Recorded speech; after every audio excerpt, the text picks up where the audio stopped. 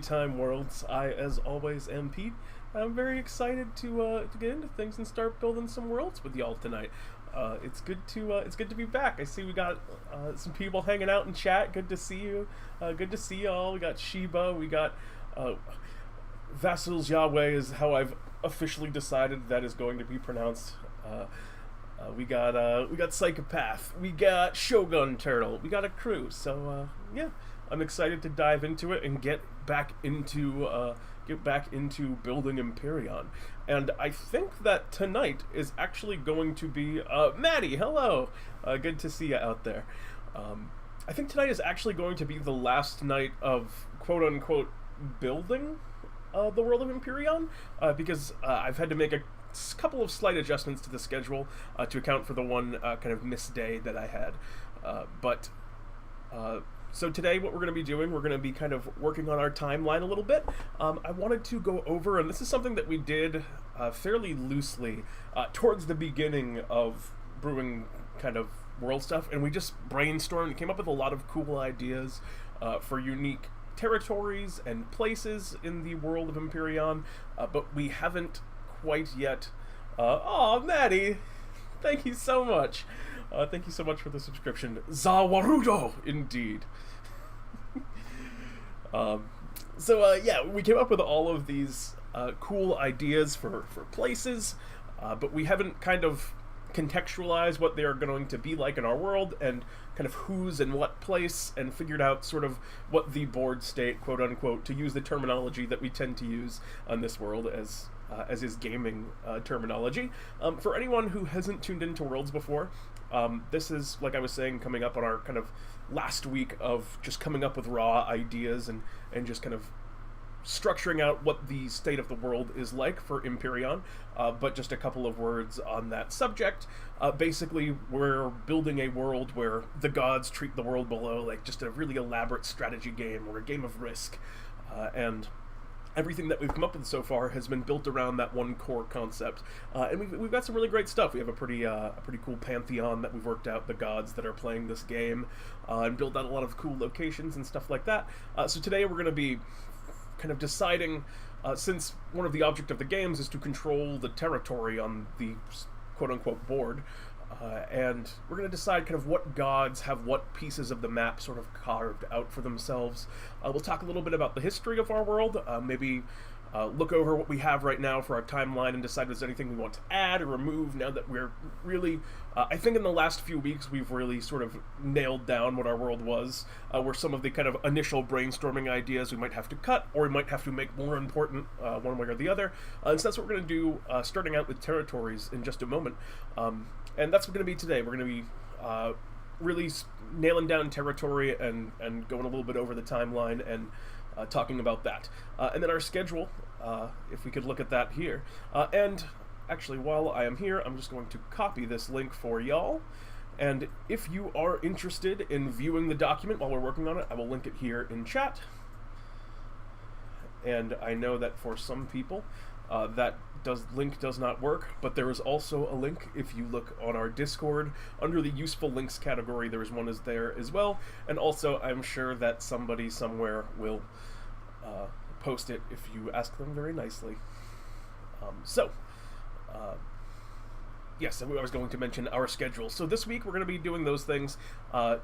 Next week, or the week after next, so the next Worlds, we're going to be structuring a campaign, which I think is going to be a lot of fun. We're going to take a look at what we've created together and decide how we're going to build a campaign in this, what a campaign in this game would actually look like. And we won't go into too much detail there. We'll just kind of write out the broad strokes of what it would be like to plan for a game in this world.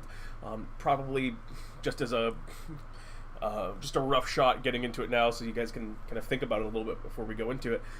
It would probably be something like, starting location, where it ends up. I think kind of our goal in the creation of this world is that it ends up with players fighting gods, which is a cool ending to a campaign. It's got that kind of epic vibe that you want if a game goes on to a level 20, and I assume that a game would have to get to level 20 in order to fight gods. And I like to plan with that kind of timeline in mind on occasion. It all kind of depends on the game. the game, but this one definitely seems like it would have an epic scale by the end of it. And then talk about how we would get from a humble beginning to that kind of huge scale ending, or if we want this campaign to have a humble beginning. So we'll be doing that the week after the next Worlds, and then the Worlds after that we'll be doing a wrap-up. We'll talk about what we did, we'll talk about what we think we kind of went well on this world. We'll talk about things that we thought maybe didn't go well. Not that I have anything in mind. I think it's been a lot of fun, and but as our first world, I'm sure there's a lot that I certainly learned from this, yeah, that's what we'll do. And then I have on here as we'll do some kind of play session. I'm still not sure what that's going to be, or if I'm gonna have the tech in place to do it, but we'll try and figure something out, and I might just bring some of the I might just bring in some of the regulars that have been playing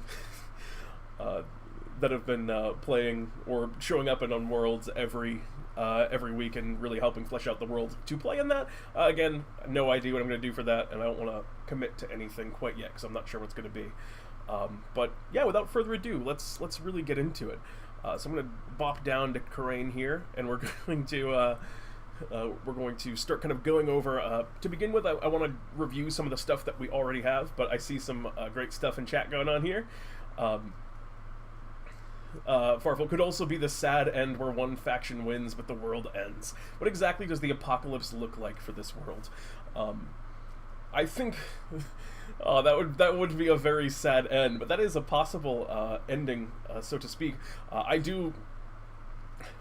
It seems a bit of a cruel way to play the campaign, is one where the players are just diehards of one particular faction and they see through all the way to the end that their sort of kingdom has complete control of the world, and then they just inadvertently kind of bring about the apocalypse. Or I guess they don't bring it about, but the apocalypse happens soon after. Yeah, I imagine them trying to win because they assume there's something better for them in the afterlife. Yeah, by elevating their gods to the #1 status, they would they would naturally receive reward for, well, all time eternal. Also, Max Meixter's here. Welcome, Max. It's good to see you tonight. We all play a god. You dibs on Vosto or Lux. That is actually kind of what I had in mind if I was going to run a session of this, because I don't think it would be that fun to just sort of randomly run a session in the world. Like, I think that would be just because you guys already know all the twists, and it would just be sort of a regular play session. It wouldn't really show off the world, so it would be kind of like a people playing gods thing was kind of what I had in mind. I think the idea of things just exploding as they're taken off the board, it's like the idea that the players know that what winning means, and being willing to move towards that, even if their characters don't know. That also sounds pretty fun. That would be a really cool kind of idea if people were in on it, and that's like a direction I hadn't considered for a campaign idea, but I'd like to save some of that for next week. But I think that could be a very cool direction that maybe when we talk about it, then we will take that kind of direction where you can tell the players up front that this is what the world is like. You guys are working for one of these factions, trying to influence it, and make sure that it wins, even though that results in the world ending. Because that could be a really cool kind of, well, like I don't want to say like Suicide Squad, because, well, that's that movie, but something along that kind of tone and not tone, but plot. But for now, let us begin kind of speaking about some of the world's terrain. We have a few things in mind about what the terrain is like, and I think those have kind of defined a lot of the way we've thought about how the game works, and that is that at the core of the map, there is an area that is very research-rich. If you kind of expand outwards, because, the world, we're essentially assuming that it's kind of one big continent. And after this sort of expansion, it spreads out from these research-rich nodes at the center of the map, and then it moves on to more very kind of docile territories, is the word I'm going to use. deciduous forests, light forests, grasslands, areas that are very easily inhabitable, areas that are very arable, or they're very good farmland in these sort of spaces, and these were the quote-unquote starting zones for each of the 9 factions. Oh, hi, Jeremy. Welcome. It's good to see you. It's good to see Trust a Flump. I can always trust in my boy, Jeremy. So, outside of these sort of core areas, there's these 9 regions where the original kingdoms all started. And then beyond that, on the kind of outsides of the world, are these much more extreme territories.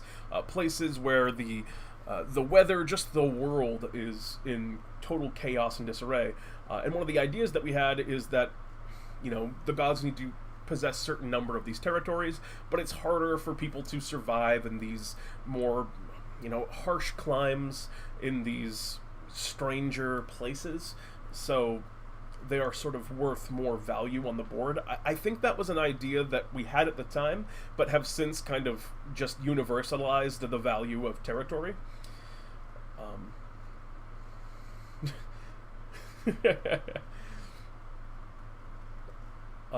Yeah, Jeremy, if you want to, let me know if you want to special guest star. You're welcome to hop in, and I can get on Discord, and we can do it together. But if you're tired, I know you got a lot of, work today too. So up to you. Just let me know in chat. So, on the outside, there are these much more extreme places that really sort of, kind of defined the extreme, that really sort of just defined the extreme aspects of the world that we wanted to get out at first. And they're dangerous, and not a lot of people live there, so it's hard to hold these down for the gods. And those are the less contested, the really hotly contested areas, and where this kind of ever-raging war is more close to the center of the map. Yeah, that's what I suspected. Jeremy's got a long day of work, y'all. Let's talk a little bit about some of the things that we had in mind. And all of these names and all these places, they can fluctuate. We never named sort of the mountains that are at the center of the map, just these very resource-rich nodes, things like iron. And let us see, actually. Let me just get a fresh line here. We're going to go up, and make it bold, and inner circle. I'm gonna go make it bold, middle, and up, and make it bold, and we're gonna go with the outer circle. So for the inner circle, this isn't, I think, territory that can quote-unquote, no, maybe it can be controlled. So the inner territory of the map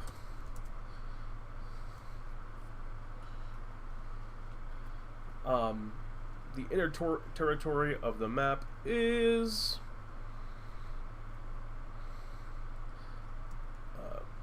extremely resource rich.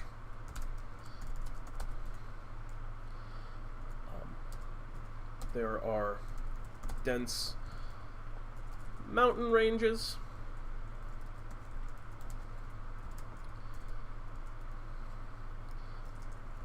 with nodes of quality ores, including but not limited to iron, coal. What are important? I mean, I bet you iron and coal and gems like diamonds, because I bet you there's a lot of diamonds here, because those are important spell casting components. So the nation that are really high and collect a lot of diamonds, those nations have a great deal of additional power boost in terms of their magical capabilities. Adamantium, yeah, absolutely. Adamantium is also just a cool fantasy metal, which feels good to put in things. Adamantium. Gotta make that OP equipment. Indeed, Sheba. Indeed.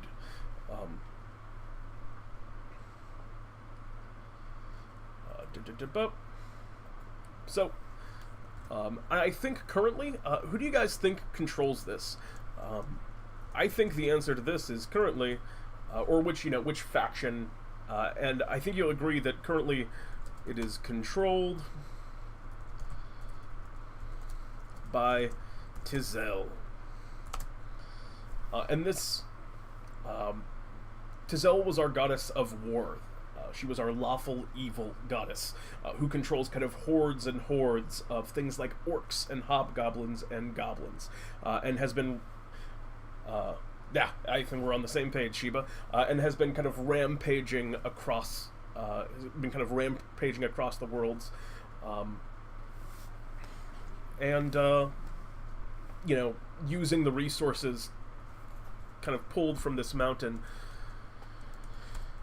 She uses the resources pulled from the mountain to wage her war across the I don't know, I'm actually going to go right now and say Aleoa.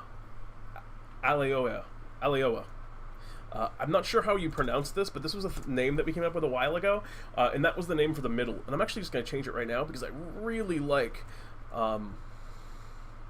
that name. Aleoa. There it is, Aleoa. And Face of Jericho asks, what worlds are we building right now? That is very correct, is what Vassals Yahweh says. The world of Empyrion. We've been kind of putting this world together for quite some... Oh man, I spelled resources like a person who doesn't know how to spell resources.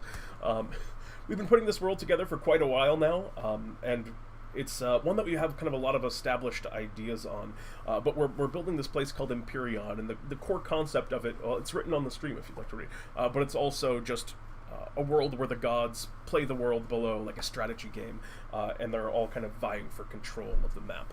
So right now we're kind of fleshing out what the map is like. And once we get to the outer circle, we're really going to start to have to kind of lean into some of your creativity, you guys. Yeah, and also if you're interested, and I'll link it again here.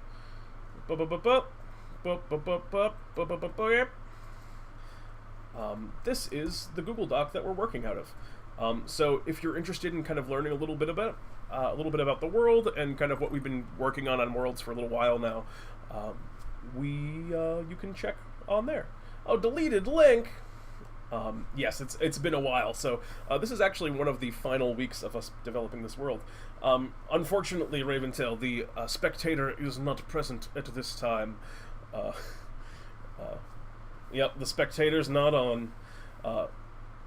But Jericho, if you look on the Discord and you go under the section called Useful Links, there should be a link to the Worlds doc there, so you can just access it on the Discord. I think it just says, Living Worlds document, something like that. Is the spectator an actual person? No, the spectator is a robot controlled by Jeremy.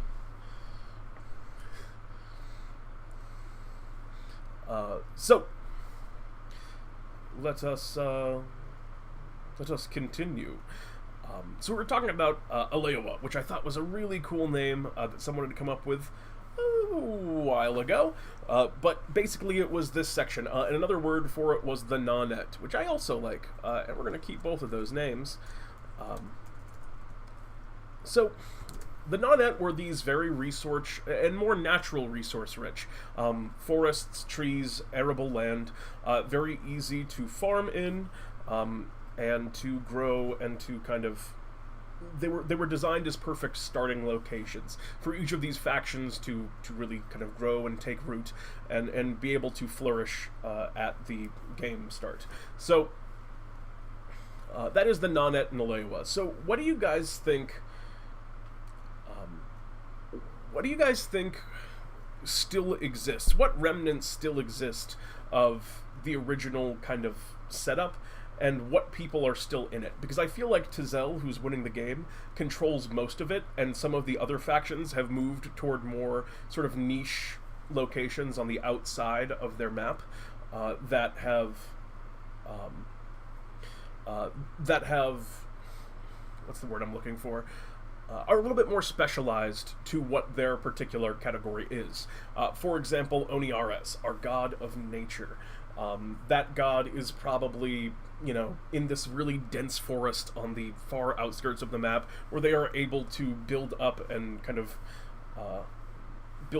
create their Tarask, and they have this kind of covered forest that not a lot of people would ever dare tread in, where this Tarask egg is growing. And everyone kind of has their own little place like that on the map. Just, is this bag with eyes me? Oh dear. And what page is it on? Right now I think I'm on page what? Let's take a look. 23? Yes, so the Nonet is this kind of place at the beginning. So who do we think is still holding ground within the Nonet? We're in big and bold mode. We don't want to be. We want to be in regular mode. The Nonet is mostly controlled by Tizel. But it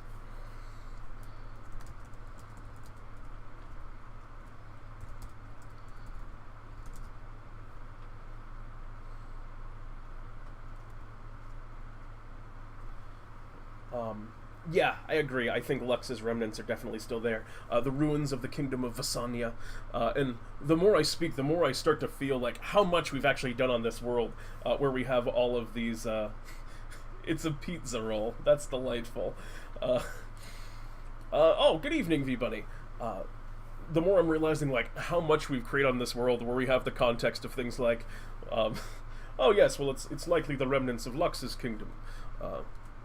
Just, whoop, don't need that there. Don't need that.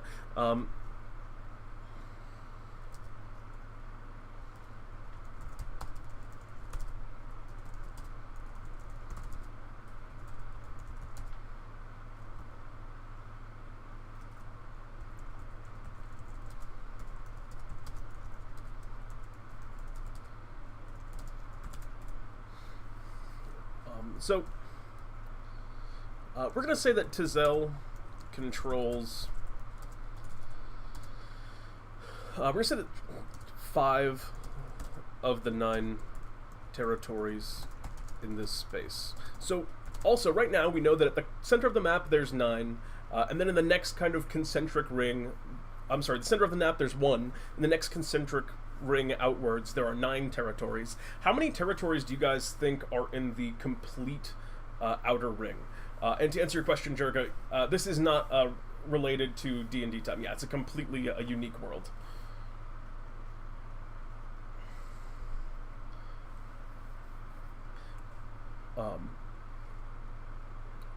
I like that all of those are adding me.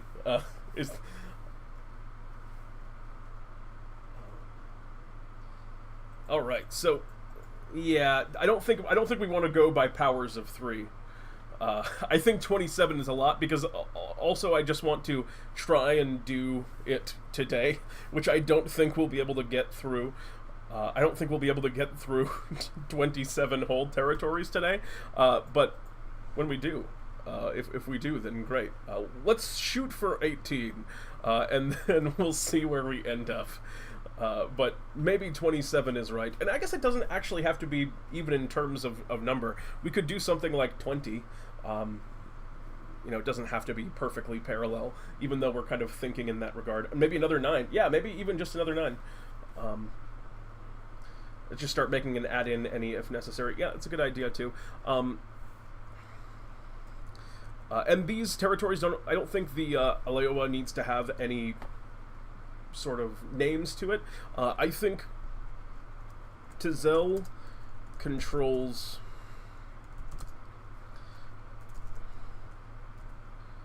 controls 5 territories of Aleoa. Lux controls 1 territory in Aleoa, which means there's 3 left, and I think 2 of those, 2 territories. And tell me what you think of this. Perhaps 2 of those territories are just contested. Those are like what have become 2 of the major battlegrounds, 2 areas that are completely sort of blasted out.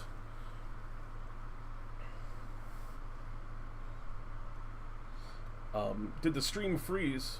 Oh no, I've been told that the stream froze. Oh, it's still working for me.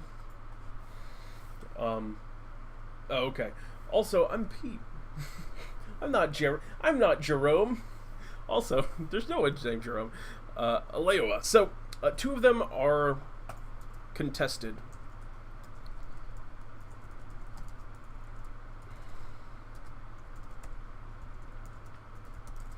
Where forces sort of go to battle. They are, blasted lands, so to speak. Things that have been completely stripped over time. Even though at one time these were sort of arable and very beautiful places, these spaces are probably just full of the dead, kind of bodies, bones, weapons, kind of littering, just completely blasted out and destroyed battlefields. Yeah, this is pizza roll. It's very funny.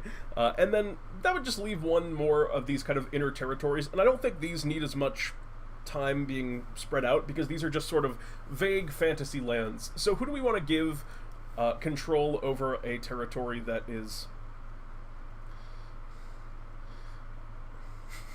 hashtag Jerome boycott DnDTime. So...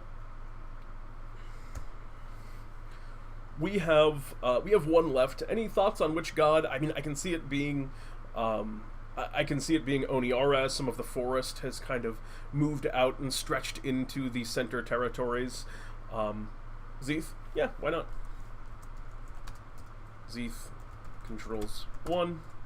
And what is the nature of Zeeth's territory? Like Tzel, I picture all of the war camps that are set up, and they have this kind of big chunk around the center of the map with the mountain. What are Zeeth's territories at the center of the map like? Also, I think when we start moving the outer territories, we'll have some cool stuff for Zeeth, because we know that Zeeth has this sort of like floating city, and I feel like the territory surrounding that, we can definitely kind of mess around with some of that.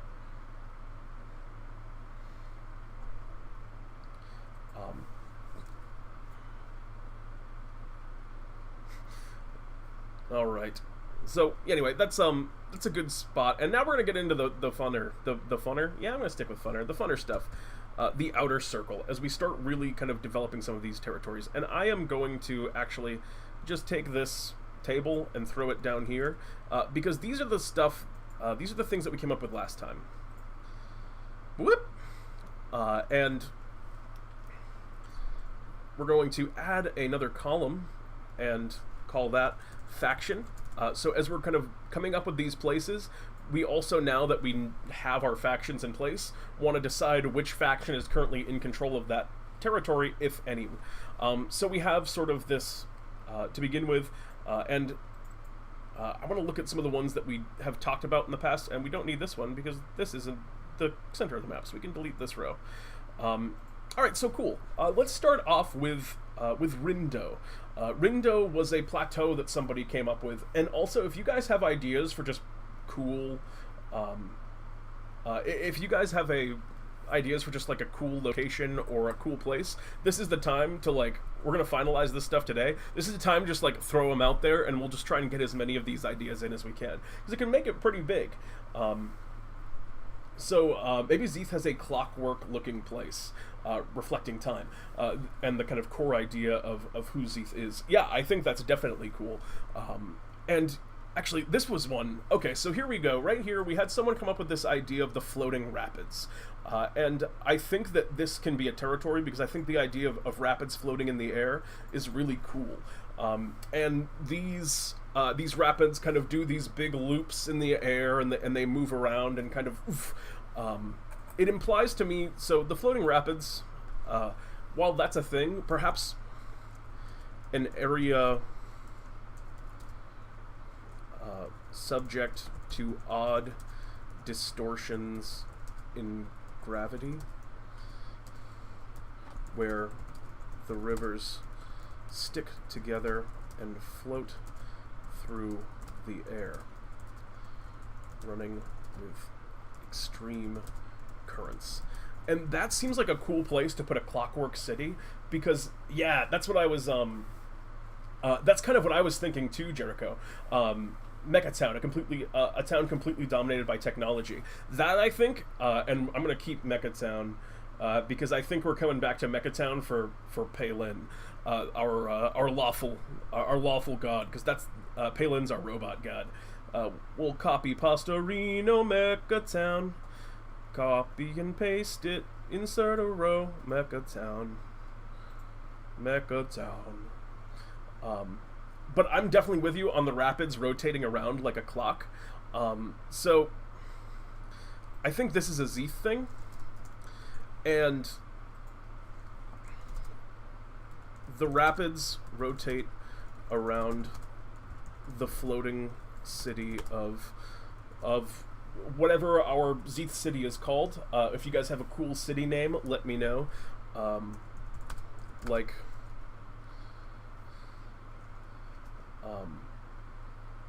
Like the inner workings of a massive clock.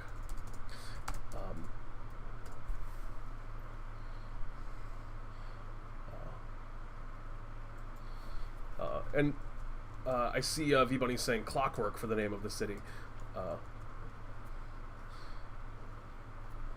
I think that could be cool. We also have Timbleton, and we'll just put both down as an...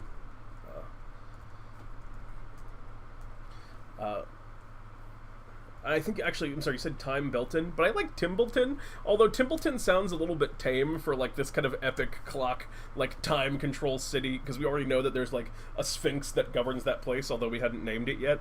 But I do kind of like the name Timbleton. It's got a very rustic, it's got a certain charm to it. And we also know that there was this this desert. Where was it? Somewhere. Desert Eastern Zone. All right. So this was a place where it was, you know, a different type of climate, a different type of biome, and then in kind of chaos and some huge bit of magic, I'm picturing just a big magical explosion, it threw off the world and just wiped everything clean and turned it into desert. I think maybe these floating rapids are above this huge desert zone.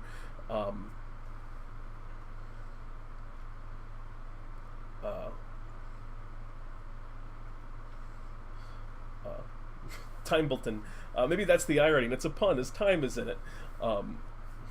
Perhaps. I don't know. I think it's cool.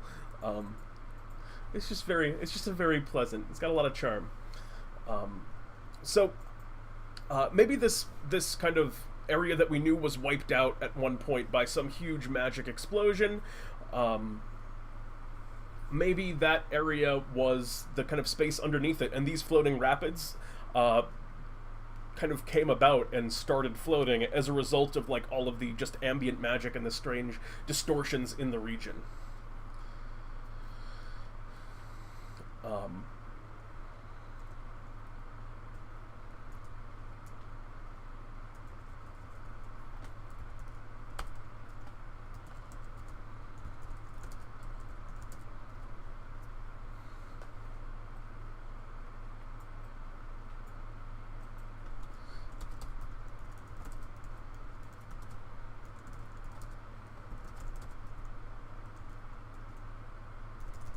So we're going to say that the area below the floating rapids, sorry I got a little quiet there as I'm trying to concentrate on typing at the same time, is a massive desert created by,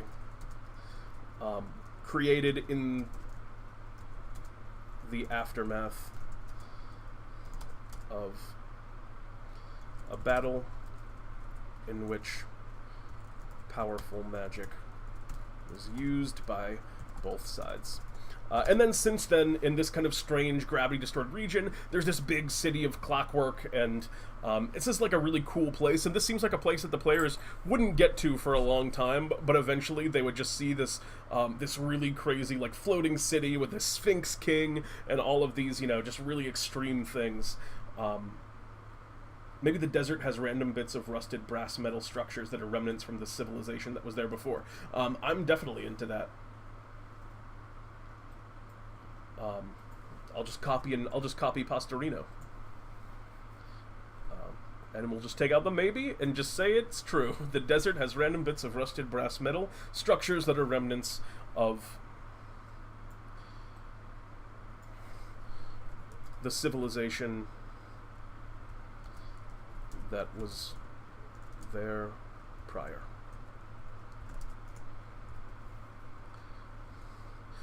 And so this is an area that kind of belongs to Zeeth, and it kind of cleared things out. So that's one territory that we have pretty well fleshed. We're gonna do a bunch of these. The Lost City of Whirligig. That sounds like maybe Palin and Zeeth had a little bit of a battle, and Whirligig was the thing that got taken down, and Zeeth erected this new kind of clock town in the wake of the battle. Oh, that's a really cool aesthetic. The structures are haphazardly put together, like they fell together. That's not quite in the territory, but I want to keep that idea because I like it so much. And we're just going to go over to, where is it on my side? We're going to go over to places and insert row below. Because I just want to do like terrain features, paste without formatting. And we're just going to keep that there for one of Zeeth's or Palin's cities, depending on who we end up going with that. But that's such a cool idea. This idea that the buildings don't look like they were constructed, just sort of like pieces of stone that have oddly it just sort of worked out. That sounds really cool to me. Alright. So, looking at some of these ones on the outer circle, and we're going to kind of bold these ones that are done. So we have the, actually, you know what's one that I think had a lot of very clear... yes, Creperum. This one seems very clear. We had this idea for a cavernous mountain range full of zombies and undead. It is said that there might be an entrance to the underworld somewhere inside. So this was a place that we had kind of brainstormed called Creperum. And I think we have a god that fits very nicely in that category, and that is Philagios, our god of undeath. I'm correct in that, yes? Wait, no, who's our god of... Wait, I got so confused for a second there. I ment to say Karoshia. Philagios is our deception god. Karoshia is our god of undeath. How could I be so foolish? Oh, I see you in chat now. Saying that. Yeah, that's Karoshia all the way. I always get those two mixed up. Karoshia and Philagios. Well, they're two sides of the same coin. One of them is just a crazier side of that coin. So, very clearly controlled by Karoshia. And Creperum is isolated. I think it's Karoshia's only territory. And I think that fits really well inside of kind of Karoshia's playstyle. Because Karoshia doesn't really care about winning the game. Karoshia just wants to have fun and to kind of sow chaos. So having one place that is highly defended, and she doesn't really need a lot of resources to keep her army alive because her army is mostly undead. So she doesn't need, good farming land. She can basically just have this huge mountain range of monsters that no one will ever want to go into because it's very small. It's just one small part of the world, and she's not making any strides to win, so she'll never lose. And I think that's Kurosha's only goal, is to stay in the game as long as she can to sow as much chaos as possible. Kurosha's only territory. An impenetrable fortress.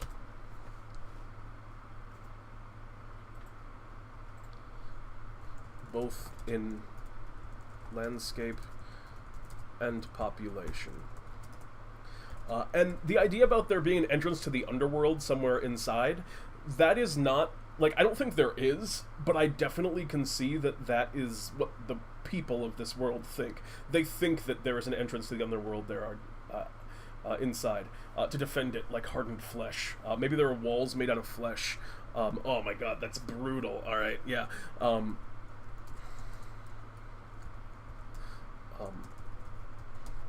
The walls, a great wall of hardened flesh and bone.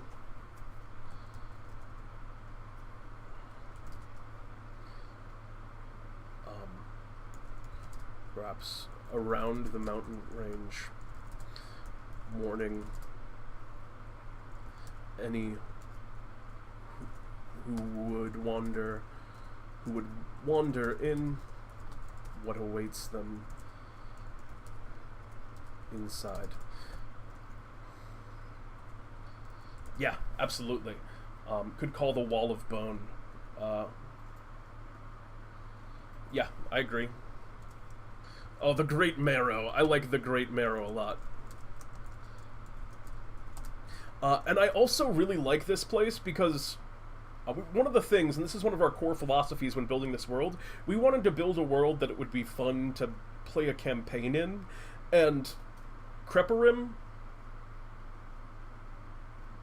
I don't think Kurosha is a he. Why did we decide? Kurosha has always been female in my mind. That's odd. Did we change that at some... I don't know. I want to change it. I just like... Kurosha was always... Huh.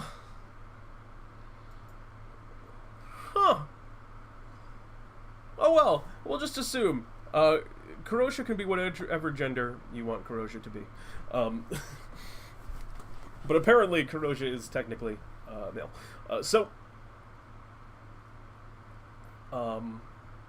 I like this because we have this kind of overarching philosophy that we want to build a world that would be fun to have a campaign in, and Creperim is a really awesome adventure. Creperim is a place that the players won't ever want to go. It's like the Mordor of this world. One does not simply walk into Creperim. And it would be sort of this, like, end-game raid where they need to go in there for some reason, or maybe this is before they understand the nature of the world, and they just see this horrible god of undeath as,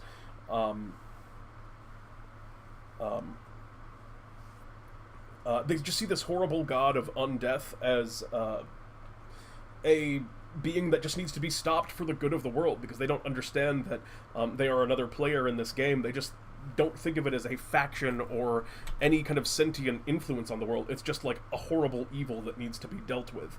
And Creperim is a very traditional sort of, this is an awful place. The big wall of flesh around the outside of it, just caverns and caverns, undead are the norm. Kurosha is gender fluid. Sounds good to me. Sounds good to me. The girls are Cherish, Palin, Zeth, and Tizel. And I don't know, like I said, who could say? I mean, they're gods. They can be whatever they want to be. Yeah, anyway, the point is, I think that that's a really cool campaign element, and Creperim is going to work really good in that regard. I'm already, like, the idea of building out Creperim as a dungeon sounds really appealing to me. And all of the kind of adventures, like hiding, it would be like a lot of kind of stealthing around and trying to get out of the void the space where just everything in this space is absolutely just terribly evil.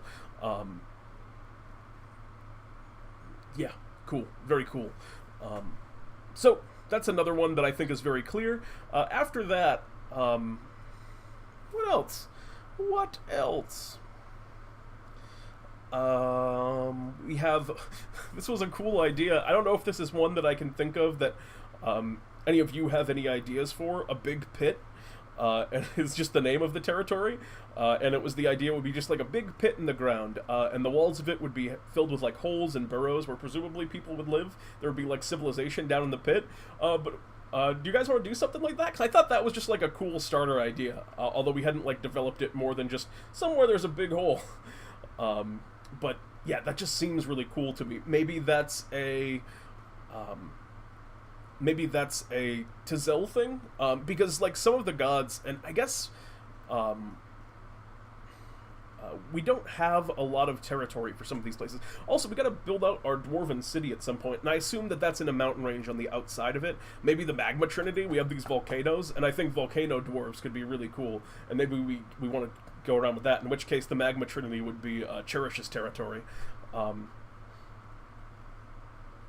Also, at some point there was a something that was said. So this world, oh yeah, so Face of Jericho asked, so this world is a game for the gods. Yes, it is. Just have a bunch of flying stuff living in the pit. I feel like we can do cooler than birds, although, like, I liked the idea of like a less mean civilization being in the pit. Let's look back though at Pelagios and see what Pelagios' deal is again. So he kind of Pelagios is a god who's the god of deceit or subterfuge. He acts very polite. He's kind of a cheater. He's forgetful and sometimes is, you know, unaware of the rules of the game, even though he's been playing for millennia. And then he kind of loses the Vaxade when he, you know, starts laughing once people realize that he's been kind of deceiving them the whole time. And he cheats and lies. Most of his kingdom's wealth is stolen as his troops infiltrate other kingdoms and break them down from the inside. So we know that Pelagios has this archdevil by the name of Gorodar.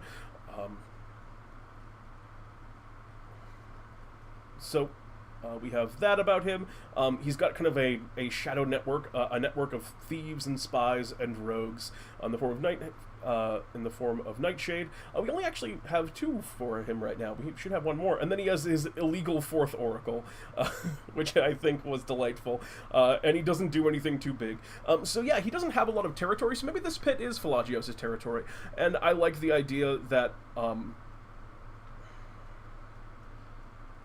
Gorodar is this kind of archdevil in the pit, and he's probably not a... Oops, oh, whoop. He's probably not a devil in the normal sense, but...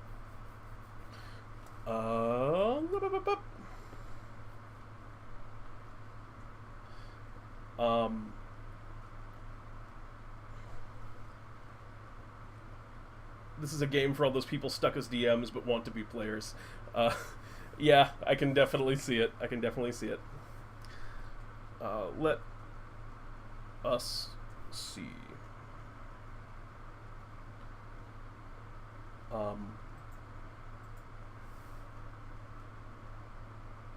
Yeah, because this world doesn't have the 9 hells, so I think that that's a kind of a great place to start. So, Big Pit, we're going to say that the Big Pit is, and I think we can call it, if not a big pit, at least the pit. This is going to be one of Pelagios' territories. I'd like to get at least 1 for every god, so we have kind of an idea of what their space is like. And we guess we technically already have. We already know what Lux's territory is. Lux just has 1 territory right on the kind of core. Pelagios. The pit's walls are riddled with holes and burrows, and strange horrors and monsters reside within. The devil, I believe it was Gorodar, but correct me if I'm wrong. the Devil Garotar.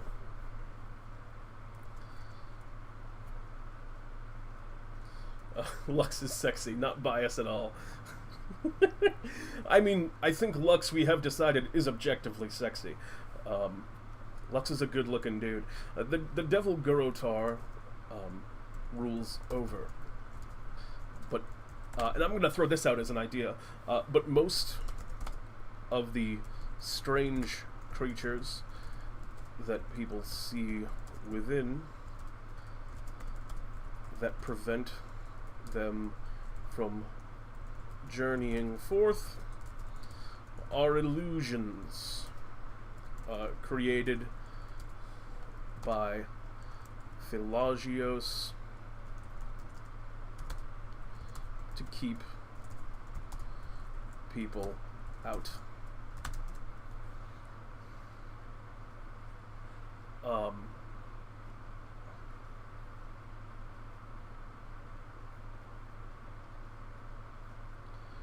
Yeah. Those 9th level major illusions, exactly. Pelagios, and I'm not going to say just Pelagios, but Pelagios and his followers to keep people out.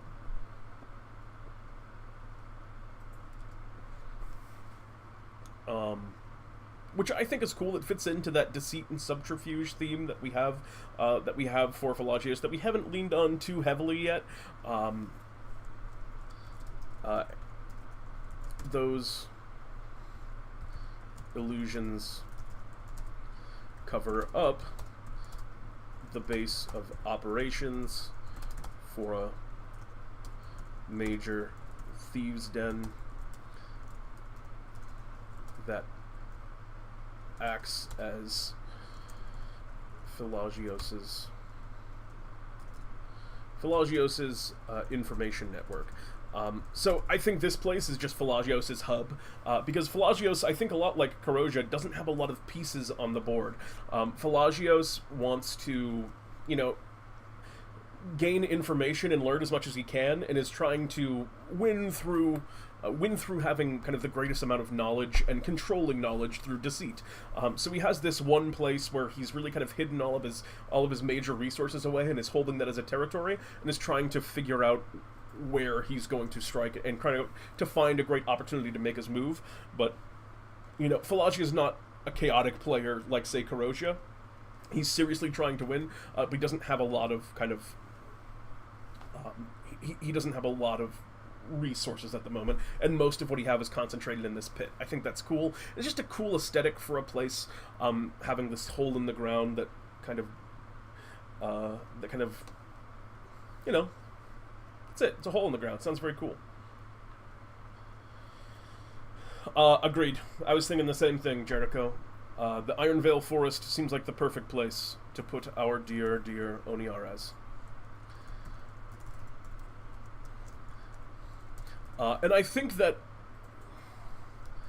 the Iron Veil Forest, I don't think the Iron Veil Forest was originally a forest. I think it was just some other arbitrary thing that we don't need to define, that was a little bit more extreme.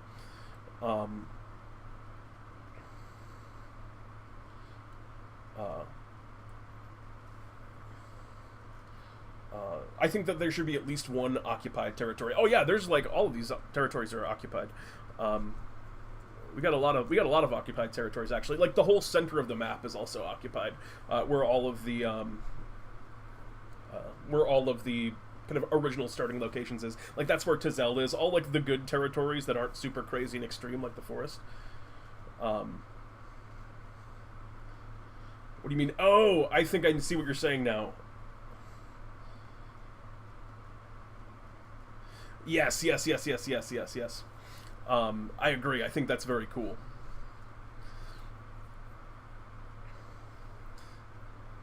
I think that's excellent.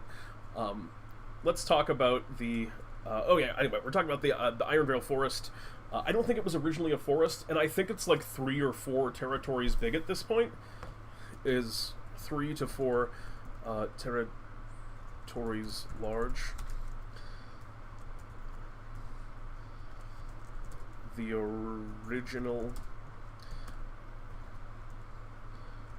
Ironvale Forest at its core was heavily grown out and expanded by Oniaras. The trees there are actually as hard as iron.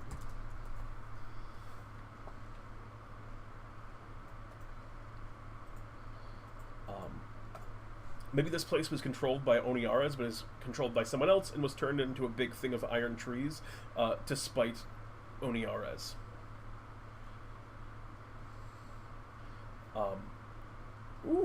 I missed that thing you said before. I like the idea that the Ironwood Forest wasn't actually iron, but was conjured and defiled to become iron, and Oniaras hates it. Maybe this place was controlled by Oniaras, but it's controlled by... Okay, yeah, so I think that that's a really cool idea. Maybe just, like, right at the center of Oniaras' territory, the Ironvale Forest, some of the trees, I was thinking just like trees that are like iron, but that's way cooler.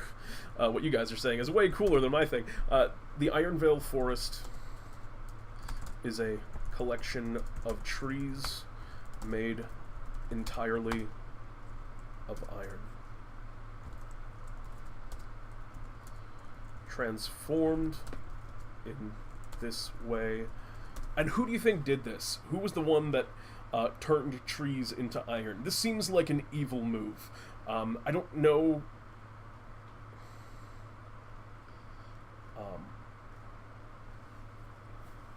Yeah, it gives it kind of a conflict the party can go into. And I can see it because a lot of this campaign might happen under the guise of them not understanding that they're playing in a game. So I can see it as like the agents of Oniaras entreating adventurers with things like, the core of our forest has been cursed to always be iron. You know, things along those lines, and try and like entice the heroes into going in and removing whatever is causing this curse of iron. Because I like the idea that it's the forests around it are controlled by Oniaras, but the trees that have been cast now into this pure iron is like right in the center of his territory, and maybe that's where the Tarrasque egg is, and that's why the Tarrasque hasn't hatched yet, which was always his kind of big plan, was to protect this one thing.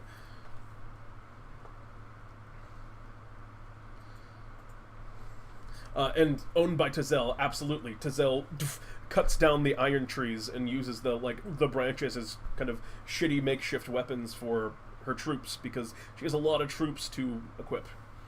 Dideri saying Vosto turned it into that kind of territory. I think Vosto is a good idea, because that seems like the kind of thing that the kid would just think was funny, just kind of like ruining something. It's not necessarily Karosha, which is that like active, it's sort of that active, just sowing absolute chaos, but it's still that kind of like just the kids just kind of being a dick, which I like. And Vosto's kind of powers, I think, are broad enough, and he doesn't have enough of a defined scope, that I think it's reasonable for him to just be able to have done this.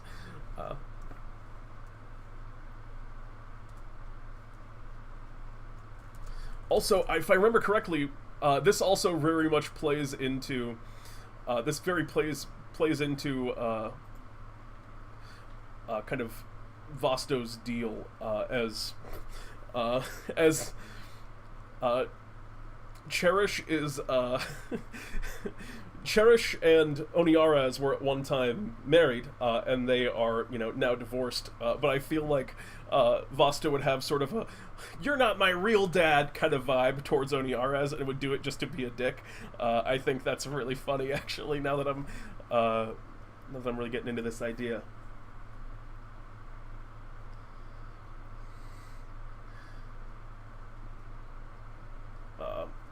So, the Ironvale Forest, we're going to actually say, is controlled by Oniaras and Tazel. Collection of trees.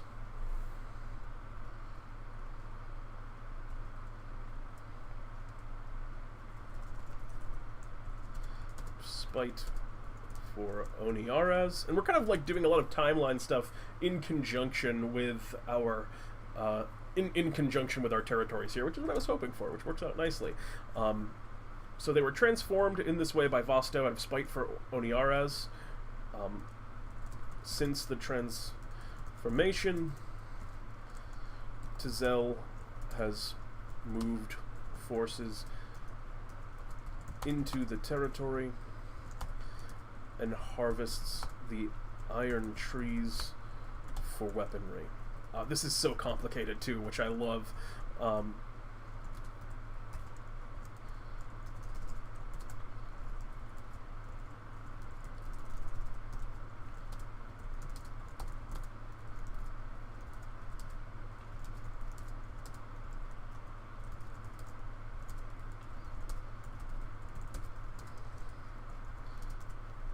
So yeah, right at the core of Oniaras' big kind of foresty territory, there's just this horrible, horrible chunk of iron trees that he just cannot get back.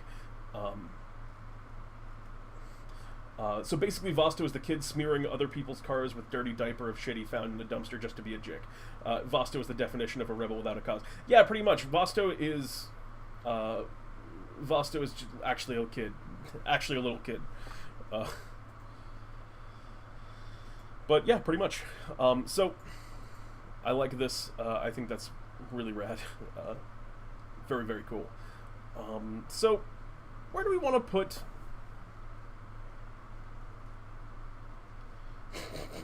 I used true polymorph on all the trees. Into what? Metal trees.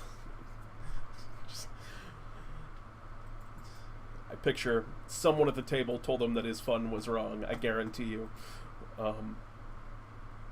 So, let's take a look at what we have here.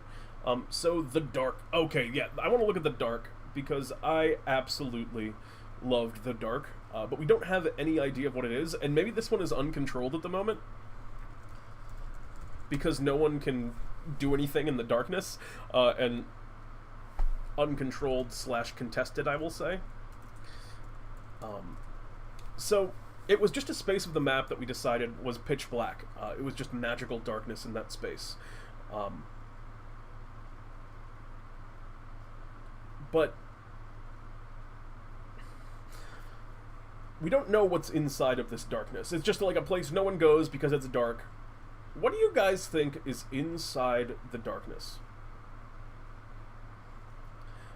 Wasn't the dark just like a 9th level darkness spell used to try and wipe out a really super dug-in fortress, but all since then has been forgotten? We didn't have anything for it at all, and maybe that's what it is. Although I'm interested, like, I feel like there should be something that is in the dark that's living, because I don't know, I just think it's more interesting if the dark has some type of civilization in it, even if they are unaligned or very small. Not small enough to be considered kind of, you know, whatever god they are aligned with is controlling the territory. Or maybe they're just unaligned individuals, which I think is possible. There are people in the world that could reject the gods, although we kind of assume that most people, you know, throw their you know, vote behind one or the other.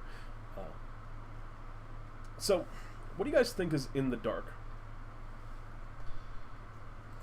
Alright, so we'll say a powerful darkness spell was cast on this region, leaving it permanently enshrouded in magical darkness.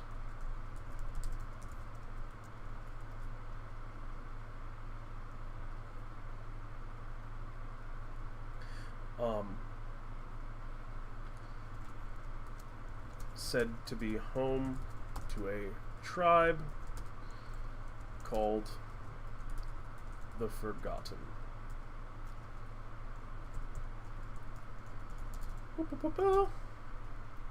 I think that's very cool.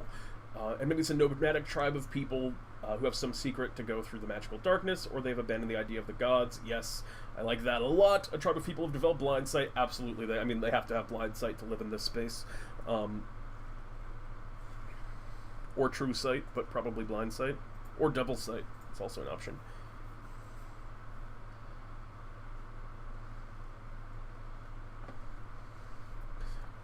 Learned echolocation from bats in the dungeon.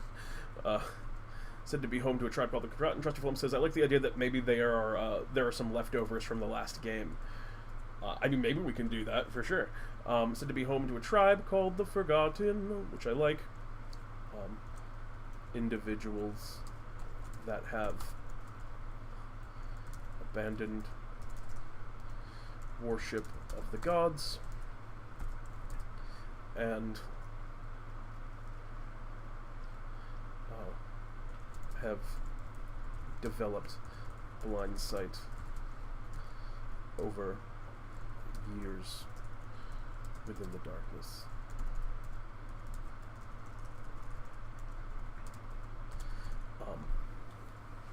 It's a place avoided, I would imagine, for the most part. It's just a place that most people don't go. And as far as them being kind of players from a previous game, I think if, for starters, the people within darkness, if we're going to go with, I guess there's just a question of how did they get left over, which we can come up with something. I guess that's not actually important. So these people might be, so I'm actually going to move down to the Rebellion and add in a little thing for the Forgotten. And we're going to insert row above, and we're just going to call them the Forgotten. And we're just going to put neutral there, because they are not associated with any of the gods. A group of individuals,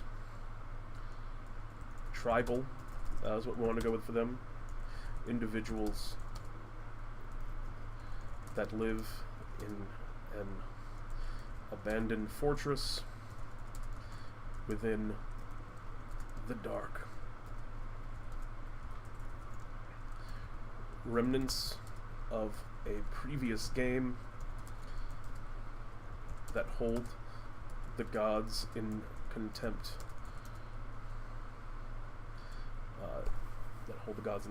For wiping out their world. I like the idea. Okay, so here's what I'm going to say is the deal with the dark. I like the idea that the gods, one of the gods created this huge darkness on the map, and when they were cleaning up the board after the game, they just forgot to clear out the people out of the darkness because they couldn't see it. And so these people have just been kind of left as leftovers from that previous one, and they've kind of seen the apocalypse happen, and now reject the gods because they destroyed the world and just left them there to rot in this place of just blackness and dark. And they don't have a lot of memories of these sort of things, and the people that still remained are probably at least a little bit crazy. I think that's really, I think that's a really compelling storyline, and I can picture them going into the darkness, and they would have to have some kind of like magical way of seeing within, but that also sounds like a very cool adventure to me.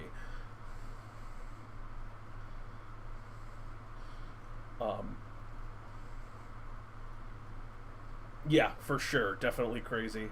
But amidst their crazy, there's like hints of truth.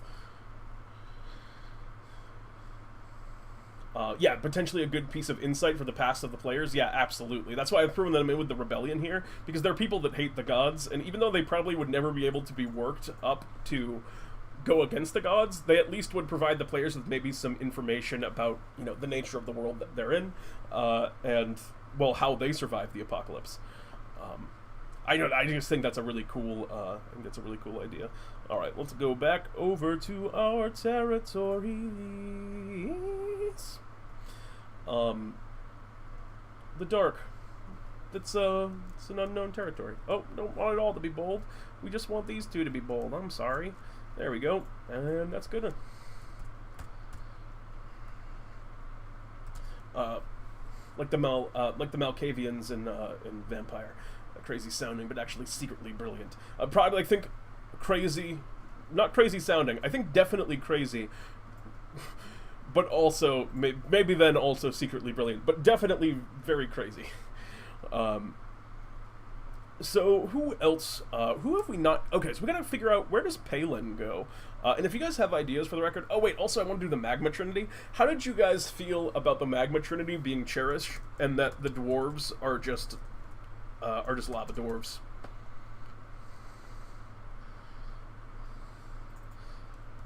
Yeah, I don't know a ton about. I know a little bit about VTMB. That's a thing I did actually know about Malkavians and VTMB. That's like one of the only things I know about Vampire, is that Malkavians are a little bit off. I really like the idea of. I like it so much that I'm taking executive action and deciding that. That's where the dwarves are. That's why the dwarves are so able to be left alone, because they're inside of their dwarf holes are inside of active volcanoes, and maybe that's part of Cherish's big kind of wombo combo, is using the volcano in some way, because we've decided that Cherish is going to use some kind of big last-minute sweep to try and take over the game. I like the idea that that's the volcano in some way. At least plays a factor. Is a grouping of 3 volcanoes. And also, yeah, using the volcanoes as a forge. Yeah, oh, that's awesome. The dwarves that reside within this range of volcanoes use the magma that bubbles within to power their forges.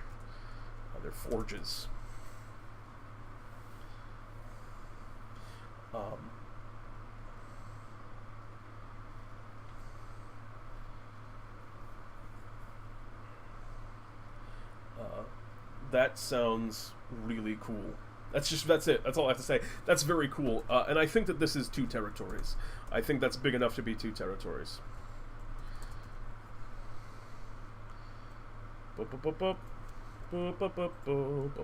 Also, we're just going to go over here and where there's a mention of the territories. Alright, so, yeah, let's go down and let's figure out Palin. Not the marsh. The Heroness Valley, perhaps. We'll go back to Mecca. Well, Mecca-town's going to be in it. I don't know if... Oh, maybe on... Oh, Rindo. Perfect. Alright, so... Rindo, faction Palin, and what Rindo is a plateau, just a big giant flat plateau, and that seems like the perfect place to put a city on the hill, and that's what Palin's kingdom is.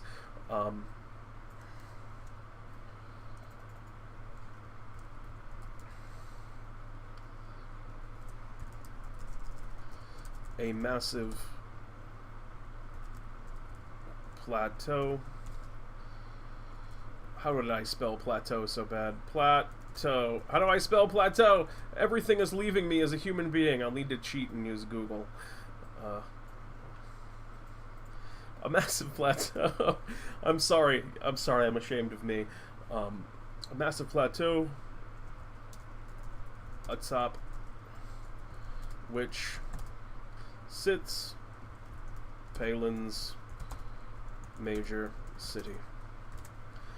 And one of the things we kind of know about Palin's city is that there are people within it, because it's not entirely robots, there are people, but the robots are all of the defenses and all of, like, it's a place that is sort of a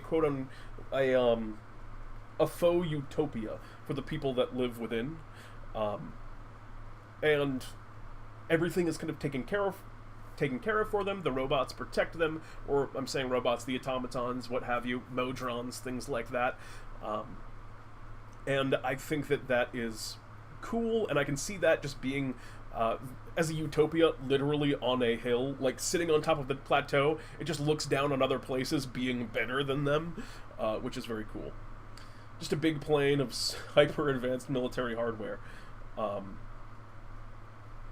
Yeah, essentially. And Coldaria seems like it would work. Oh, I've already committed now to Rindo. And the Mirage Plateau is a thing that we talked about, and it's just another plateau nearby Rindo that looks like the plateau. The way the sun reflects within the desert creates mirages that make the plateau of Rindo appear uninhabited. I like the idea that you just see this distant plateau, and not until you get close, all of a sudden you realize that the thing that you were looking at was a mirage, and what you step through into, once you've seen past that mirage, is just this beacon city. That seems really cool, this mecha town. Yeah, I think we were on the same page. I was just going with the fact that it was natural, because that just sounds cool to me, but absolutely, I think it's definitely used as a defense mechanism.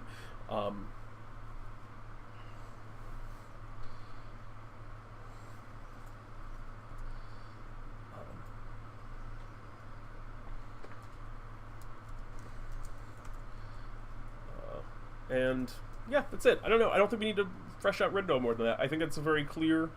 I think those are just very clear. Vosto. Vosto doesn't have much. We already know what Lux has. We already kind of know what Karosha has. Cherish has the Magma Trinity, and like I think some of the other gods. The one god that we don't have a home for yet is Vosto. And Vosto is in control of the Underdark in a lot of ways, which is one thing we know about Vosto. Let's take a look at kind of his characters. He's got... oh wait, that's Tizel. There we go. Yeah, so Vosto's got a lot of Underdarky stuff. Aberrations, Beholder, and Elder Brain, and just other kind of miscellaneous kind of things over the world. But what do you think would be a good place on our map right now? I think in the Crad Woodlands. Oh, well, it says right on it that Vosto likes this place, as he's not a fan of the sunlight. Done.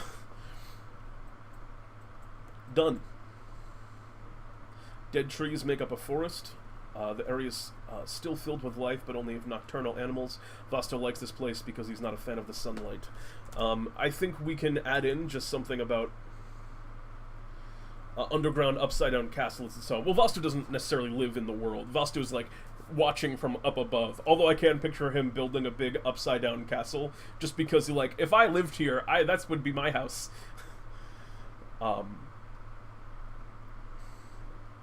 So maybe the Crad Woodlands. I like the idea of separating the Crad Woodlands a little bit from the Iron Vale. I don't know if they're necessarily next to each other, but they're definitely going to go with Vosto for that. We're gonna type Vosto right now. That's a song I wrote for me. Oh, I think I messed up my camera with the way I moved.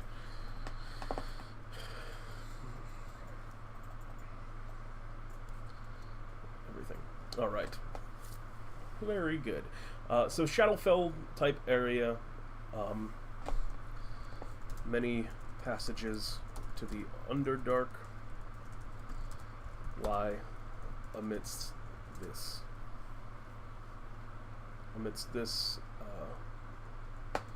dark wood. Maybe a different part of Oniares' forest that was ruined by Vosto. Oh, poor Oniares. Why not?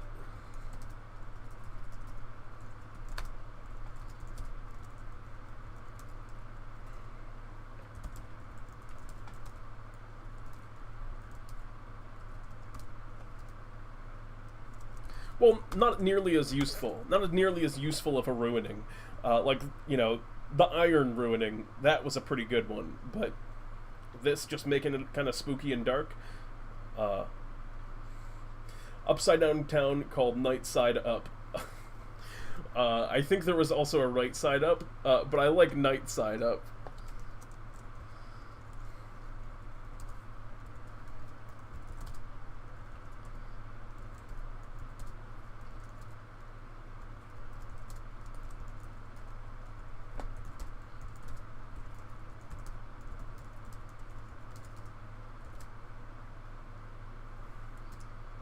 yeah, instead of turning into metal, it's just kind of spooky now.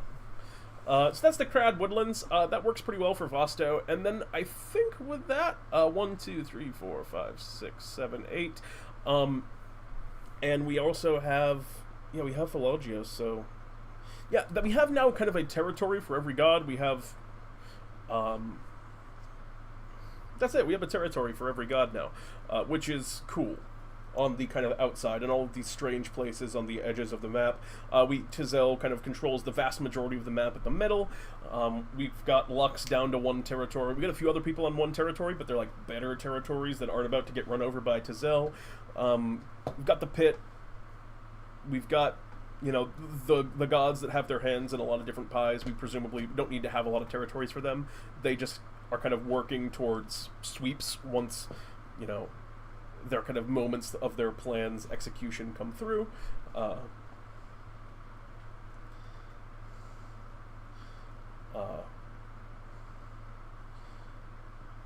Oh, nice. I see that now. Jericho.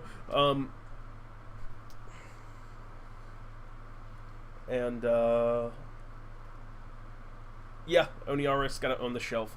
And I think... I don't know if we need to, like... actually establish this anymore. It's just ocean. It's just like a chunk of ocean that's over here.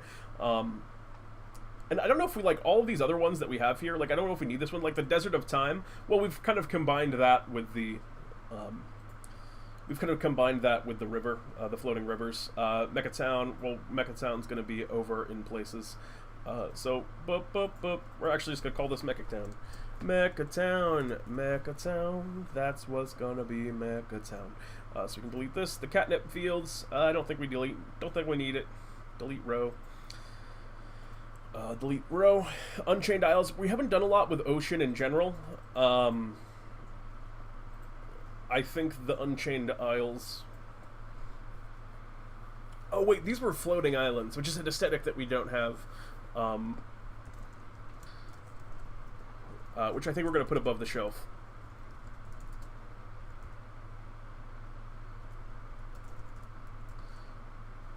Isles, a series of floating... all islands float down here. Floating islands, islands. Hover above this stretch of ocean.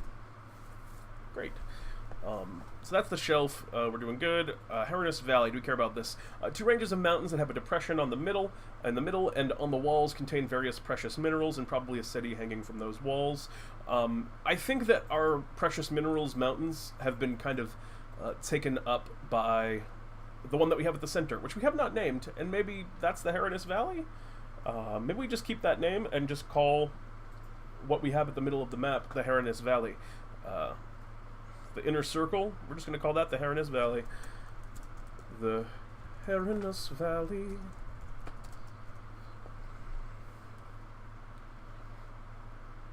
Delete Areno. Beaches and tropical stuff? Nah.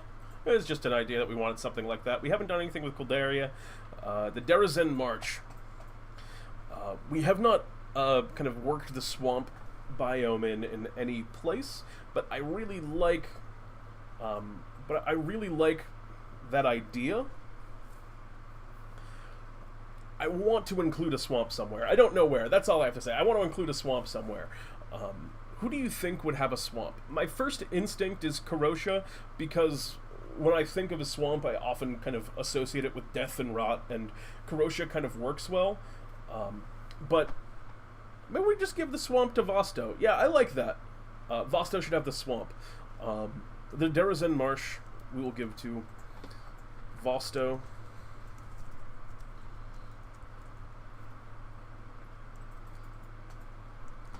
Actually, I'm going to say that this is contested. Because we don't have any of the outer territories that are hotly contested. Can it be a candy swamp? No, we have enough candy in DnDTime. We need not more candy locations. Although you could eat candy in that swamp. And the people that I'm going to say are battling for this swamp are as follows.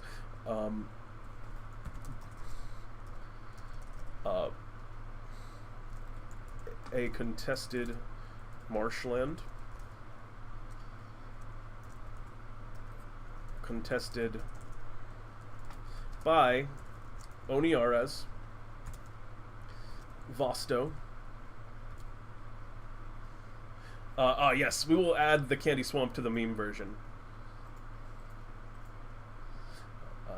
I keep forgetting we have to put in the meme version. A contested marshland, contested by Oniares, Vosto,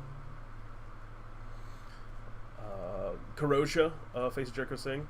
Why not? I think Karosia would just throw her hat in the ring because it's like one of the more interesting battlegrounds, and she just would probably think it was fun. I don't want to put Tizel, because I don't think Tizel would care about a swamp, but I really like the idea that Cherish does, because I like the ideas. Cherish is kind of like, I think, secretly our bet to win, and Cherish, I like the idea, sees a value in this thing that everyone else has arbitrarily decided that they're going to fight to the death for. Like, Oniares cares about it because it's a very natural place. Vosto cares about it because Oniares cares about it, and he's just been screwing with him the whole time, so why not also go after the swamp that he wants? Karosia likes the chaos, and Cherish has, like, a secret plan that they really need this location for, but, well, that's it. They just really need this one spot, and is kind of pissed that everyone has decided to make it the battleground when they're the only one that has, like, a legitimate reason to go there, which I think Cherish's plans will never be as smart as this god that we have created, so that can just be vague. It's just, like, it's important to Cherish for some reason. Delete this row because it's empty. Unchained Isles have been combined. And so we know, like, some of the middle grounds are contested, but I like the idea that there's another weird battleground here on the outskirts of the map for what seems like an unimportant territory. Coldaria is a place that we have not established. Yeah, I do too. I think that's a very childish thing to do, which fits the god's personality. Oh wait, I gotta put in the licorice trees. If I don't get it, I gotta get at least one meme per day. The trees and swamp have been turned to candy by Vosto's chaotic magic. Licorice. I think that's actually how you spell licorice, right? Yeah. Oh, nope, I done goofed it. Just one C. Who could have known? How could I forget? Oh, yep, good idea. Coldaria, it's another Palin territory. Kind of Mechatown and whatever that city is called, that's Palin's sort of main civilization. I feel like Coldaria is factories. It is Palin's. It is where Palin cranks out the machines that she has.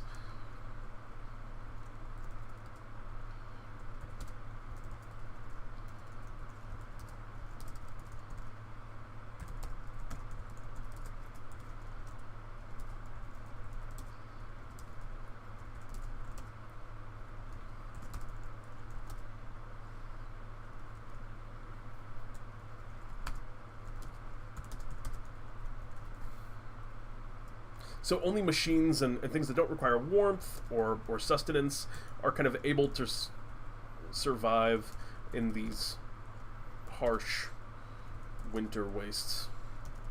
Awesome. And I think we've done something now with, like, I also like the idea of Coldaria. It's like, it's very kind of an on-the-nose name for the territory.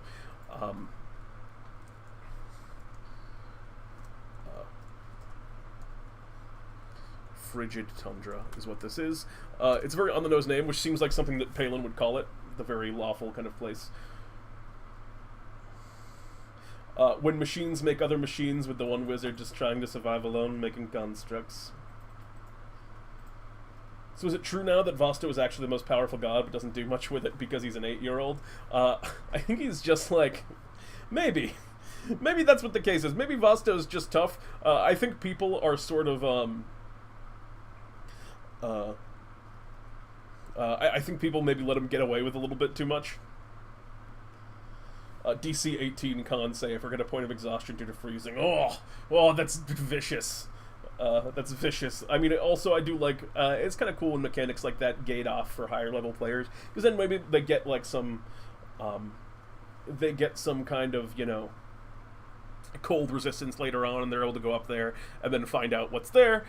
But that's going to be really fun to work with when we develop our campaign next week. He's like the plastic man of the season. I'm not familiar with the term plastic man, but just without knowing what it is, I still get it and I agree. So let's talk about our timeline. So yeah, I think we did a good job. Actually, you know, I just want to go back and review our zones.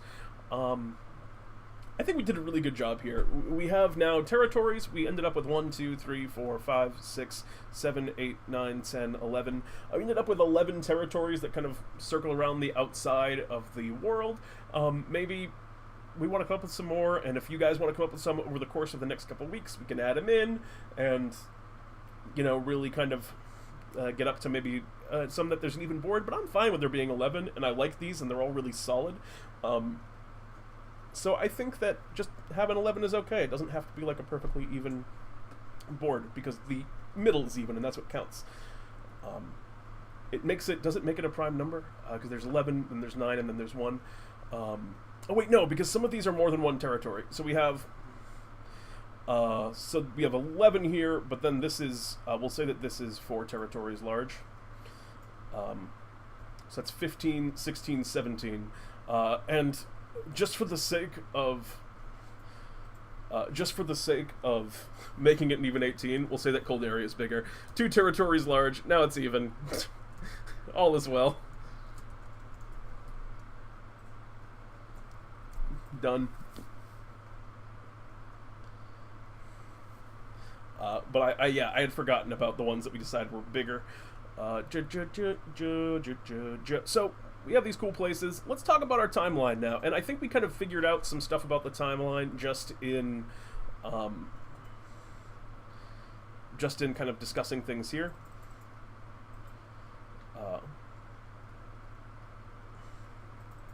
Okay, so this is interesting. This is a thing that I had forgotten about. So Pelagios is caught cheating by Palin, commanding his generals directly instead of using an oracle. As punishment, one of Pelagios' territories, civilization, people, cities, and all, are covered by an eternal magical darkness, now an area known only as the Dark. So we can keep this. We're just going to insert a row above.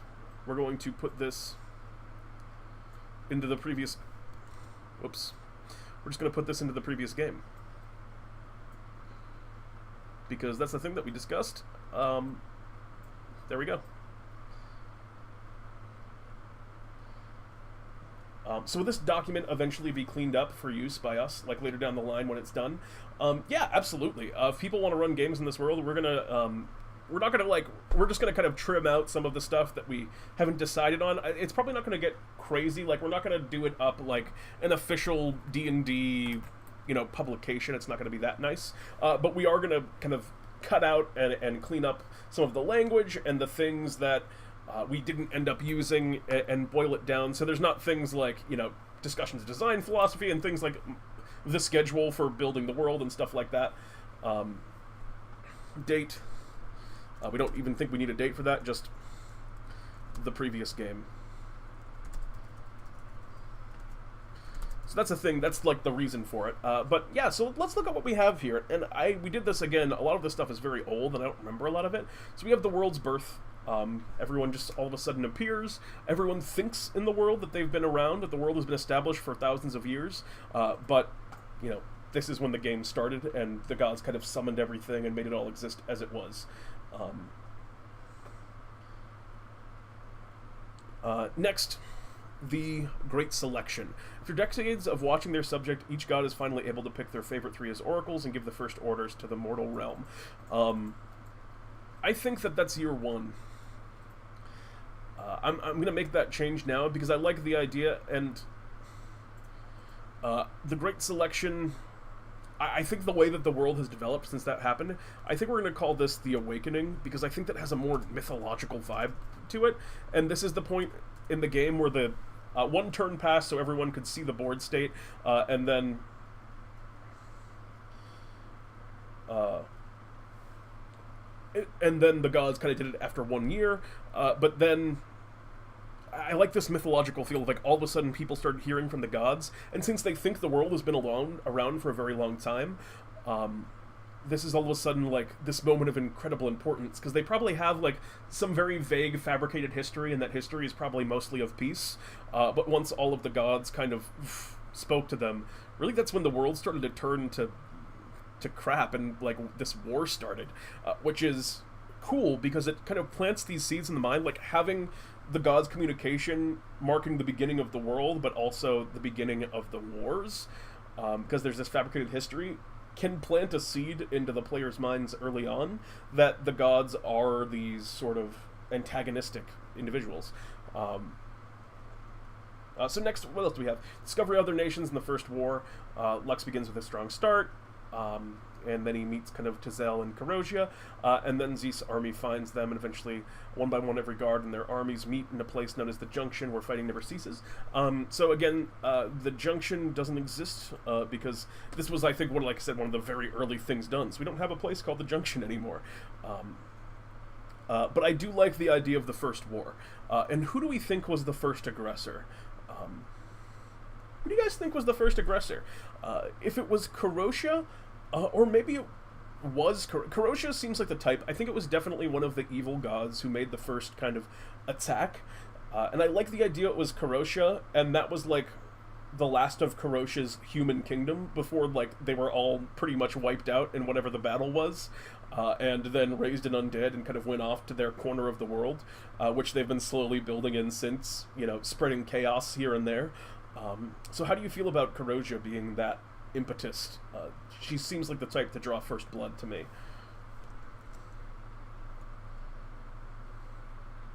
I like the idea that the first war was between 2 good gods trying to claim the first area, the same area.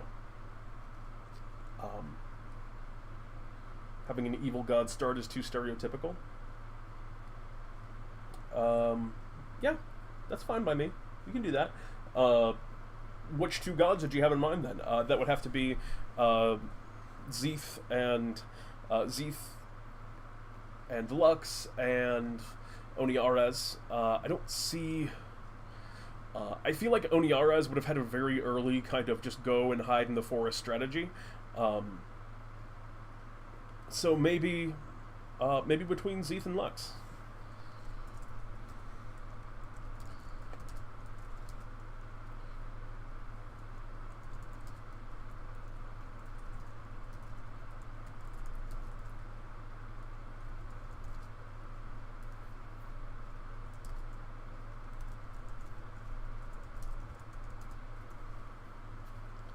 Oniara's, yeah, Oniara's strategy has always been very turtle. Working on that Trask. Gonna get it one day.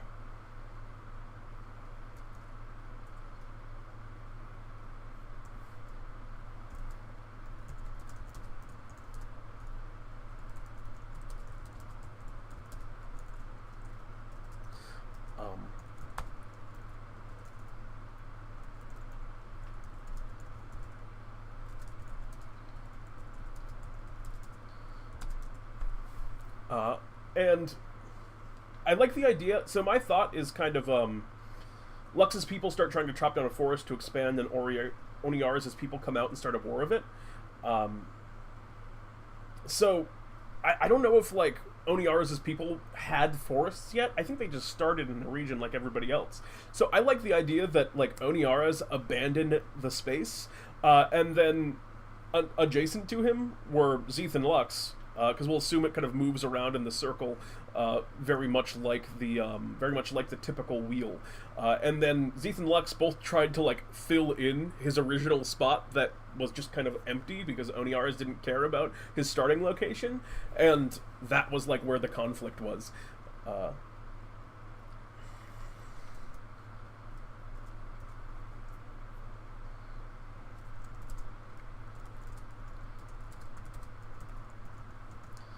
Because we also have like this idea that Tazel really like fucks with Oniaras too by like constantly kind of cutting down the trees at the outskirts of his territory to slowly kind of build up over time. And I like the idea of that not being Lux as the antagonist, because that was one of like the core things that we built into the relationships of the gods, is that those two are at odds, is because Tazel is always kind of cutting down Oniaras' forests and burning them to fuel their war machine.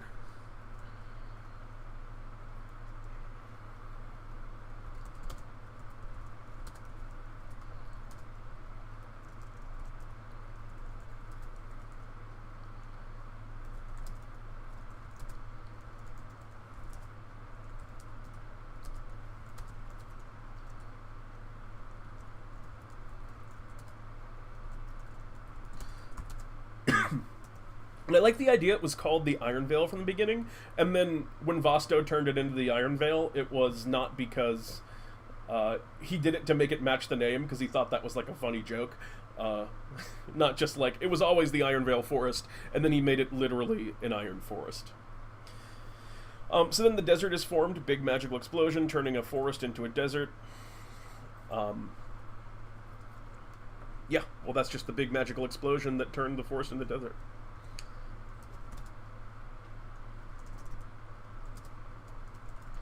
And we knew that that's going to form the floating rivers too. What were the floating rivers called? I cannot remember all of these things. There's so many things. The outer circle. We're talking about the floating rapids. That's the thing that we're talking about. History. All right. And that's definitely between. Who has a big magical explosion? Who would be the god that did a big magic? I think that Zeeth might be that god. And then they, once they kind of have this big battle, what's left over is their territory that they end up taking. Between Zeeth and we haven't given Pelagios a lot of roles yet, so I like the idea that it was Pelagios.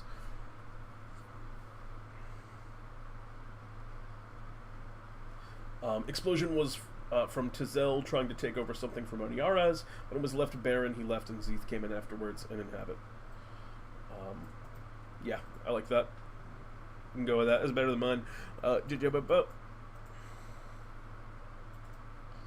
Paste.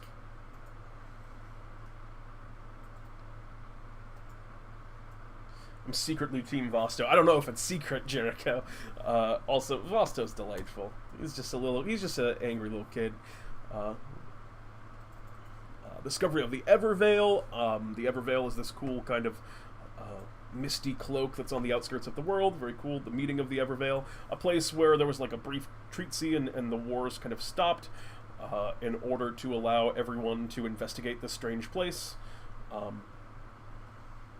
To me, I think the party would most likely side with Vosto. I think he replicates the mindset of most D&D characters. I think he represents the mindset of most D&D players, for sure. But I think they wouldn't align themselves with Vosto, because at the beginning of the game, they would probably pick a character with an alignment that is more... and, like, your alignment doesn't necessarily have to match your god. Like, if you're a member of Asanya, odds are that you worship Lux. I don't know, I feel like not a lot of players would worship Vosto, but then over the course of the game, there's definitely one or two players that decide that they love Vosto and that is their god, and switch allegiances, is my guess, if I had to just randomly say with no context how it would shake out. Although, who can say? It's all the party. And we're getting kind of close to oh wow, it's already 10:45. We've been flying. Yep. Delete empty row. We just have one called the Lich, which sounds cool, but we don't have any context for it. So, the Grand Test, halfway through. Oh, so this was definitely created at exactly like a halfway point. I don't know if we need a Grand Test, unless someone has a cool idea for that. For Lux's fall, Lux launched a major attack against Pelagios during his turn. Pelagios cheated and used a meteor spell during Lux's turn, wiping out a majority of his army. I'm in on it.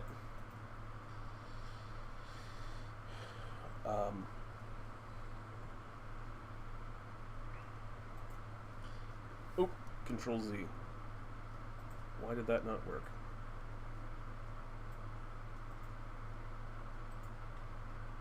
What? Why you do these to me? There we go. Okay, so Lux launched a major attack against Pelagios during his turn. Pelagios cheated and used a meteor spell during Lux's turn, wiping out a majority of his army. And I don't think, like... I think he only kind of cheated. I feel like on Pelagios' turn, he made a spell scroll to give to somebody in the battle that was a 9th level meteor spell, and then let that person cast it. So technically it was in a very gray area on the rules where, yes, he's using his big magic on somebody else's turn, but he kind of did it on someone else's, like he didn't act. I like the idea... I like the idea that that was like the nature of the cheating, but I mean, it can be whatever you want. It might just be he just directly cheated, and then Palin, calls him out for it.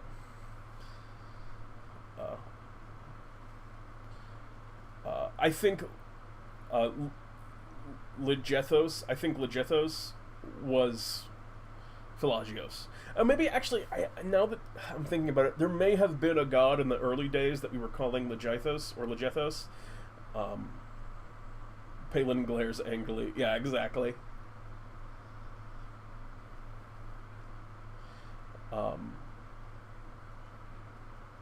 Anyway, I think that's pretty cool. Technically within the rules. Pelagios is actually our neutral evil god, but I still think it's in the domain of neutral evil, because our lawful evil is just our kind of god of war, our Tizel. Oh man, I just did a thing that I do all the time on the stream where I get thirsty, and I look at the old glass of water next to me, and I forget that it's not. I forget that this glass of water has been here for 2 days and is old, stagnant water, and then I drink it, and it tastes bad, and I am filled with regret. But when you speak so much, sometimes you just have to dive into that old glass of stale water. Cool. So, I don't know, I actually don't feel... Yeah, I know, gross. I don't necessarily feel like there's anything that we need here. I mean, we have some, like, rough ideas for a timeline, but we've really kind of built out... That's very good.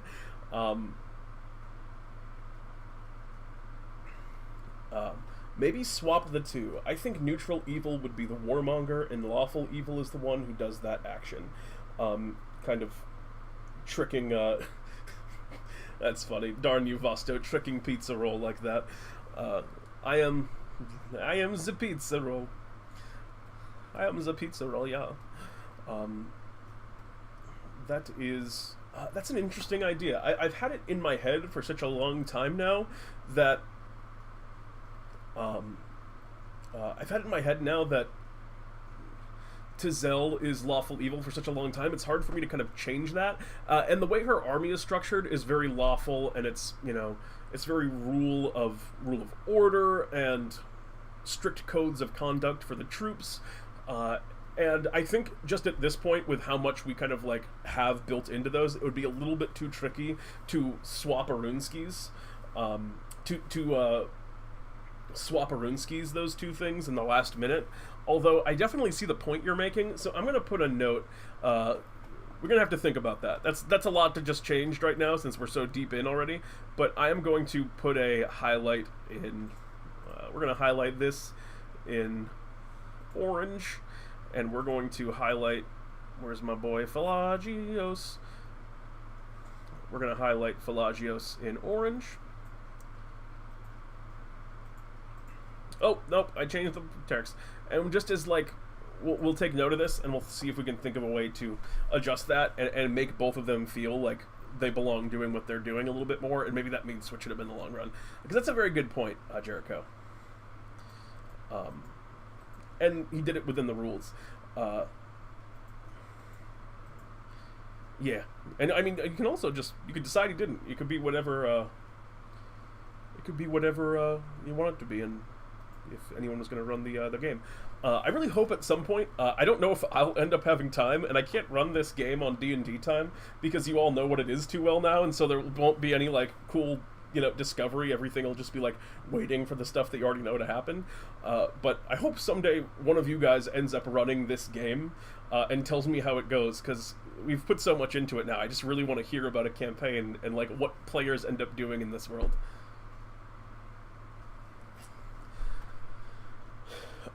And yeah, I don't know. I don't have a lot of, individually, I didn't know if you guys had anything that you were sitting on, but I personally didn't have a ton of ideas for anything to add to the timeline.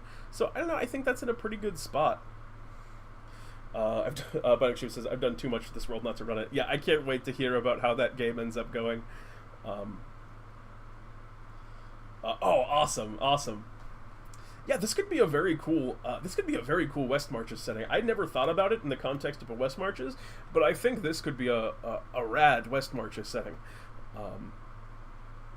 Just people like working for the different factions and kind of accomplishing goals in kind of their own time. I can see myself, if I was playing this, wanting to make a lot of different characters in different parts of the world.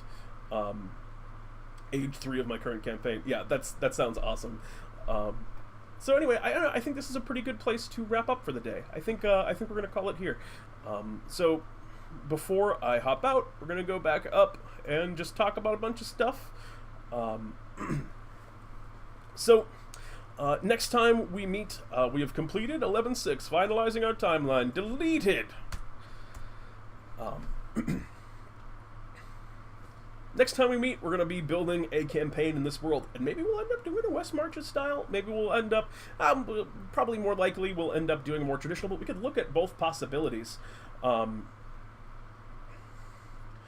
So we'll be structuring a campaign. That's going to be fun. I'm really excited for that. And that's going to be kind of our second to last session of this world. After that, we're going to be doing kind of a wrap-up and kind of reflecting on what we did for the world, and maybe some kind of play session. Again, I don't want to guarantee you that that's what we're going to do, but we're at least going to do like a wrap-up and a reflection on how we thought it went. And that's going to be fun. And then after that, Worlds will probably take a break until we get into the new year, and kind of move on to Season 2, and we'll see kind of what our plans for Worlds are from there. Perhaps start again from scratch and just do a whole new world the way we did this time, or maybe we'll end up doing something different and still in the Worlds vein, or we'll talk about that.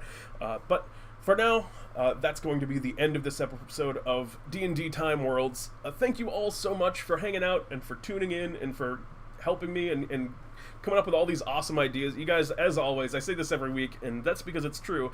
You guys always crush it. Such creativity throughout the Twitch chat. This world would not be what it is were it not for all of this amazing collaboration with you guys. And with that in mind, that's it for Worlds. Thanks again. Tomorrow, tune in to DnDTime Talks, where Jeremy and I will be discussing all things Dungeons & Dragons. Our topic for tomorrow, I think we're going to be talking about making kind of memorable NPCs, which is a really broad topic and huge, and if that's not what we ended up deciding on, then I made a mistake, and it says so on the schedule, but I think that's what we were going with. So that's going to be a blast. That's tomorrow at 9:30 Eastern Standard Time, 6:30 Pacific Standard Time. So make sure you tune into that. And then on Friday, it is Pete and Jeremy's D&D time. Odds are you already know what that is, but if you don't, it is 3 one-shots that we run every Friday with our viewers and our community. So come in and kind of hang out and do some of that kind of stuff with us. Play some games with us. And then Sunday, it is D&D Time Delves, which I will not be around here for, but Jeremy is going to be running the players through a Dungeon Delve style adventure, which is going to be a blast. And we're going to have someone subbing in, I think from the DnDTime community. I do not know if Plunder has responded yet, but it might be Mr. Plunderloot, which I wish I could be there. I'm going to have to watch the VOD once it's done, because I'm going to be away on a mini vacation on that day, so I guess that's pretty good. But, oh, awesome, Jeremy's here. Going to be Plunder. I'm glad. I'm going to have to go back and watch, because I want to see what Plunder does in Delves. I'm very excited for the change in casting. So, thank you all again, and that's it. I don't think there's anything else. Am I forgetting anything? And oh, just as a reminder, there is not going to be a DnDTime behind the screen on Saturday. Just as a reminder now for everyone who's doing that. And I think that is it. So without further ado, I'm Pete, and this is DnDTime Worlds. Have a great night, everyone. Thanks for tuning in.